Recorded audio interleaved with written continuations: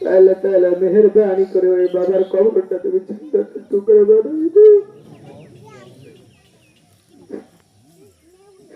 আল্লাহ তাআলা অনেক মা হারা সন্তানদেরকে দিয়ে আল্লাহ তাআলা ঈদের দিন যেই মা ছোট্টবেলা থেকে ঈদের দিন সবার আগে আমাদের গোসল দিয়েছে, জনম দুঃখিনী মা জননী আমাদের জন্য আল্লাহ তাআলা আগে ভাগে উঠে রান্না করছে, গোসল করে দিয়েছে, নতুন পোশাক পরিধান করে দিয়েছে। আল্লাহ নামাজ থেকে বাড়ি গেলে জনম দুঃখিনী মা মুরব্বী হয়ে যাওয়ার পরেও নিজে না খাইলেও আগে সন্তানকে খোঁজ নিয়েছে, আয়াত খেয়ে দে।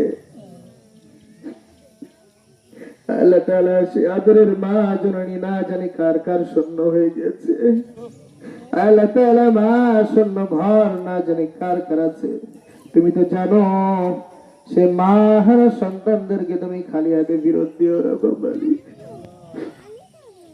আল্লাহ তাআলা বাবা হারা সন্তানদেরকে তুমি খালি খালি ফেরত দিও না। আমাদের পিতা মাতাকে তুমি মাফ করে দাও, তাদের কবরগুলিকে তুমি জান্নাতের টুকরা বানায় দাও।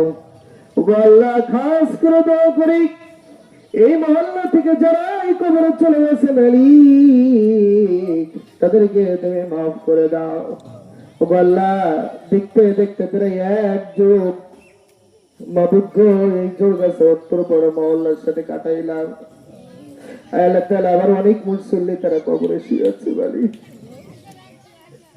আল্লাহ যারা মুসল্লি নাই তাদেরকেও অনেক দাফন করেছি। আল্লাহ তাআলা তুমি সবাইকে মাফ করে দাও। আল্লাহ তাআলা তুমি সবাইকে মাফ করে দাও। আল্লাহ তাআলা যে যেখানে শুয়ে আছে আল্লাহ তুমি সবাইকে আজকের ঈদের দিনে খুশির দিনে তুমি মাফ করে দাও। আল্লাহ তাআলা আমার সঙ্গে যারা আমিন আমিন করছে আল্লাহ রব্বুল আলামিন তুমি তোমার বান্দাদেরকে কবুল করে নাও। আল্লাহ তাআলা মহল্লায় মা বোনদেরকে কবুল করে নাও।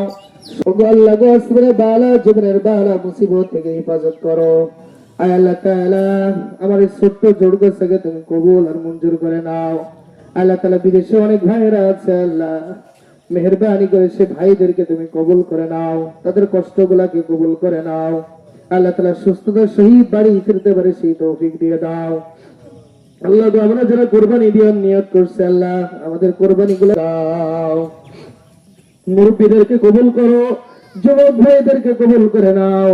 আল্লাহ তাআলা আমাদের সবাইকে কবুল আর মঞ্জুর করে নাও। মালিক গো যে যা দান করেছে